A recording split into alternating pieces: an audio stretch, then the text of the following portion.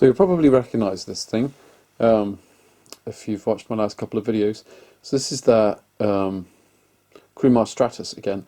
I just wanted to show you that it comes in this equal parts nifty / ridiculous gig bag. The thing is massive and weighs a ton, but yeah, comes in a gig bag. What a beauty. Yeah, so off camera I removed the screws. So last time we messed around with it and I modified the screws with an angle grinder, and that was all very good. But I messed around with it, as is only polite, afterwards, and I noticed there's a problem. But first I'll show you what I really like about it.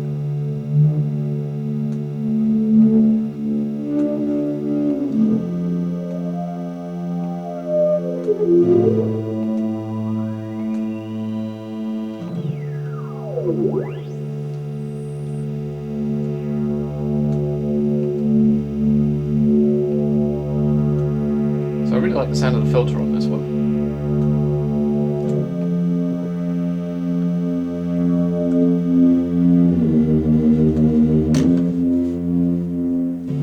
Nice and cosmic. But the problem I spotted is if I turn a synthesizer.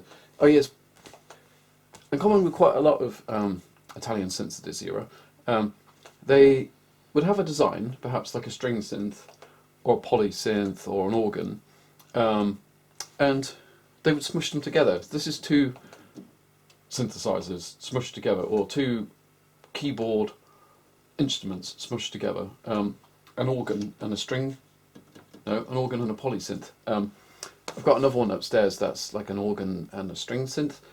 It's called a Seal Cruise. That's really cool. I'll bring that down at some point and we'll have a play with that. But yeah, this one, Stratus, is an organ and a poly synth. There's another one called the Trilogy, which is a great name for an instrument that is three keyboard instruments smushed together: a string synth, an organ, and a poly synth. But this one's Stratus, which is two. So what we got going on here is the problem is on the 2-foot organ setting. We've got some missing notes. So the E and a F there.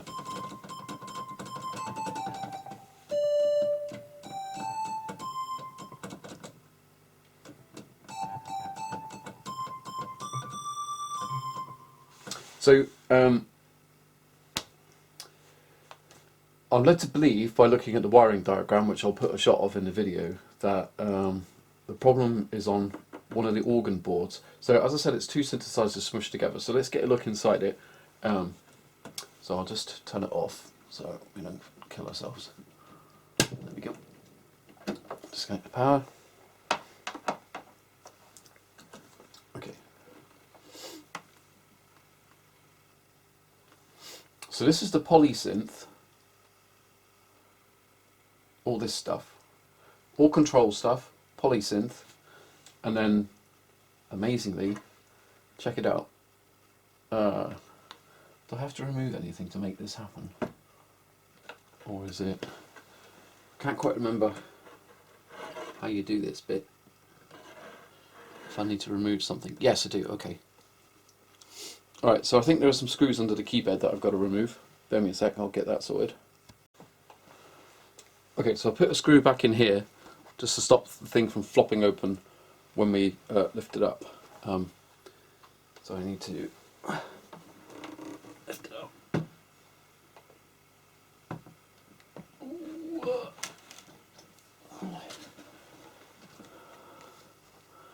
Ah, yeah, here we go. So, trio of screws. So I'll get that one done.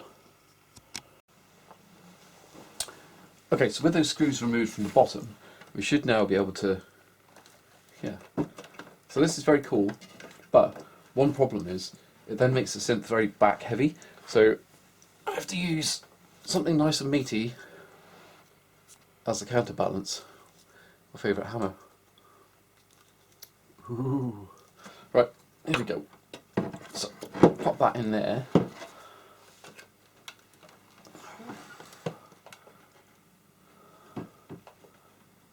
It's still wanting to tip backwards.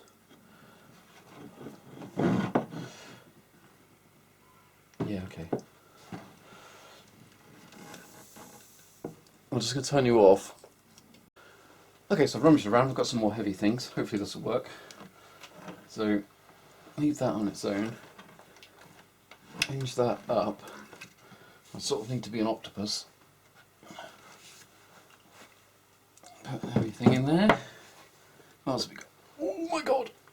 That is a harmonic balancer holding tool for a Mercedes. And this is a harmonic balancer pulley from Mercedes. Brilliant. Okay, so that's not going to stay. You can use it as a prop now, maybe? Okay.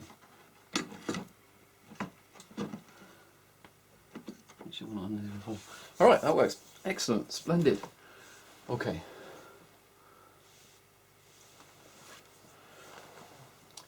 So, I believe it's this board which you can barely see. Let me just change angles.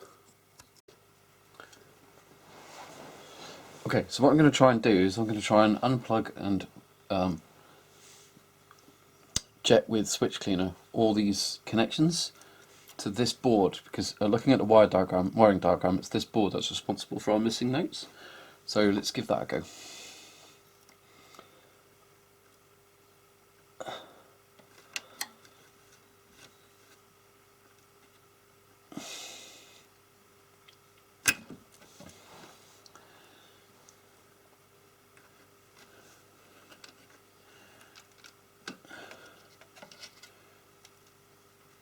Okay.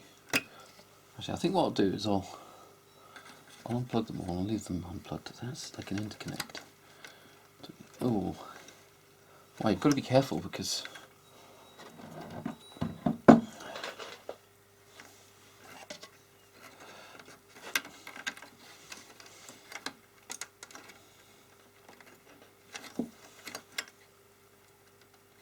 okay, well, I'll work away on this and I'll bring you back. Right, so the cables with the most pins on are an absolute bastard to get out. So what I've been doing is using IC pullers to grab one end of the connector block very carefully, have a little pull, grab the other end of the connector block, have a little pull, and then just walk the connector out like that. Very gently, try not to slip too much. And you saw I slipped then, because slipping too much will distort the plastic. And now what I'm doing is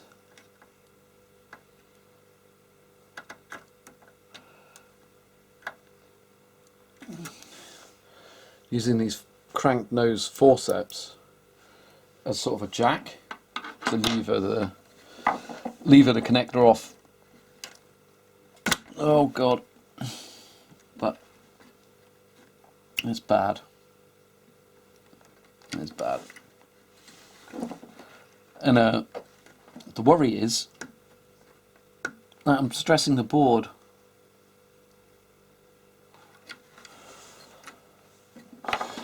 Not liking this at all.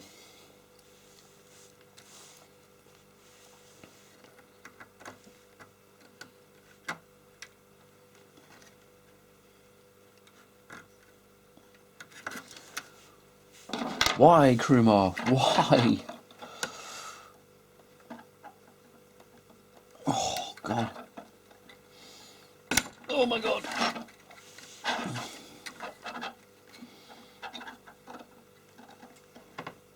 Oh, my God. God, I'm trying to be careful, but it keeps slipping off.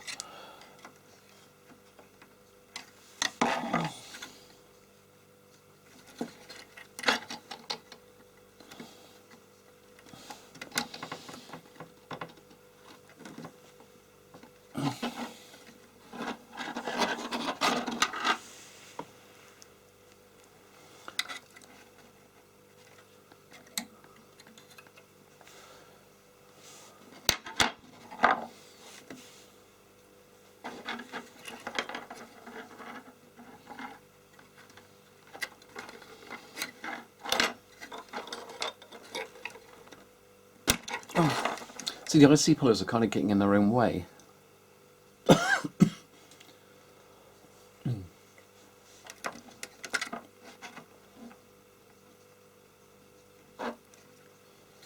Just going to do the hook behind there.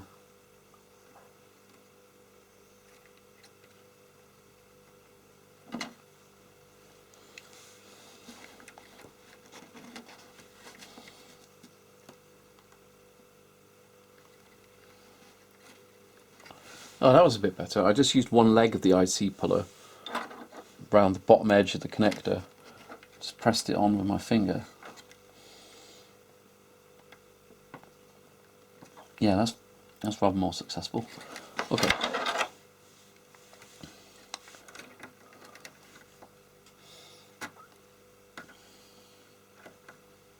Oh, I think we might have this one soon. So I'll show you on a connector that's free. So I've sort of hooking one leg of the IC puller around the bottom edge of the connector, holding it on with my finger and pulling.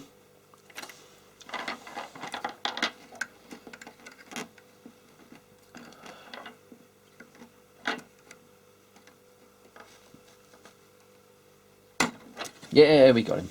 Okay. Well, that's one end of it. This interconnect, we've also got to get the other end off. So let's try our exciting new technique.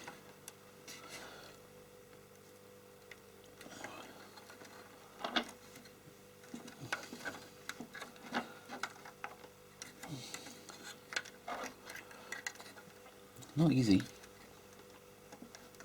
Not easy to get on there.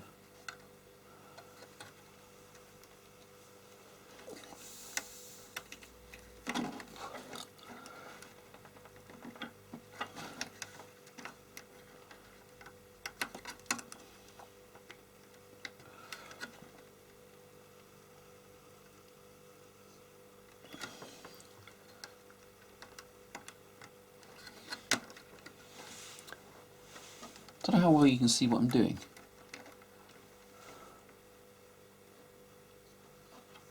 Get that out of the way. So I'm pressing on the board to stop it from bending too much. Hook the IC puller under. Oh, God. Yeah, hook the IC puller under the edge of the connector block, and then have a little pull.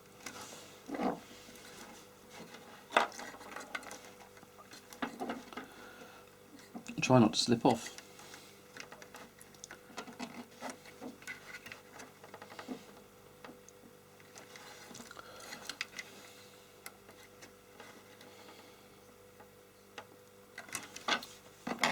Have a little lever with a screwdriver in there.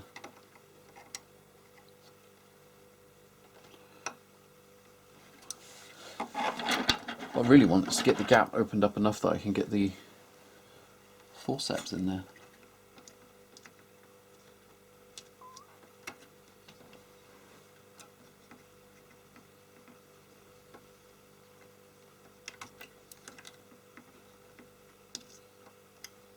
Not there yet.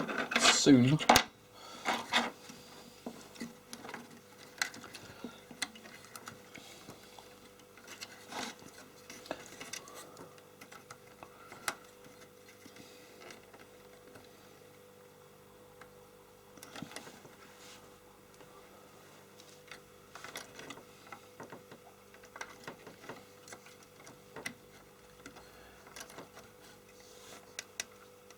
Oh, careful.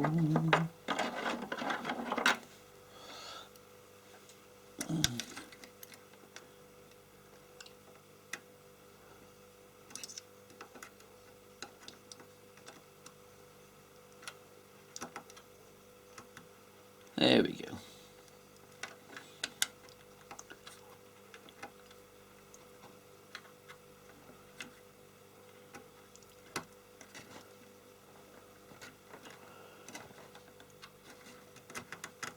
Okay, so we've pulled out a lot at one end. We can't get at the other end with the forceps, unfortunately. So we just have to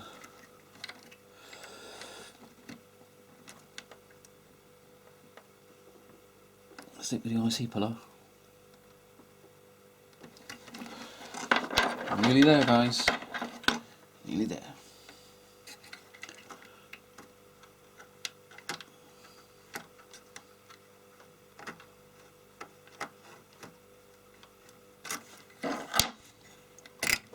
Okay, we beat it. Okay, so now what we're going to do is give all the pins a little rub with this fiberglass pen, so that will take any crap off the pins. We'll blast everything contacts wise with some switch cleaner. I don't know how much we can get on these things, but we'll do what we can. They do look clean, so I don't know. Don't hold out too much hope of this being the answer.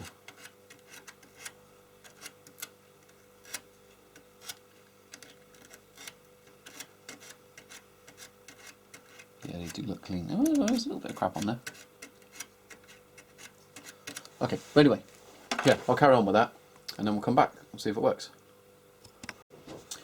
Yeah, so I've done that. That was white when I started, so we got some crap off there. So, great. Let's give all this a little blast with this stuff.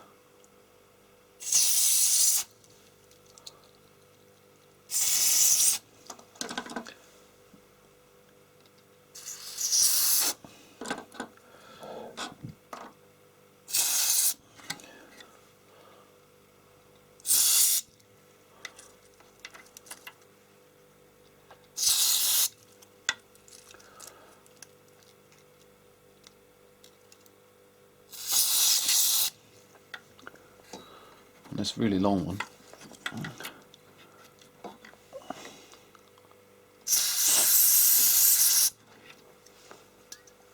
Okay. And then we'll reassemble it all.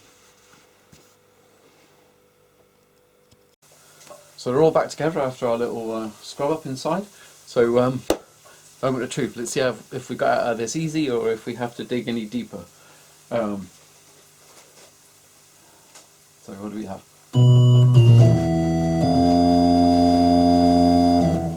Yeah, sorted. Cool. Easy life.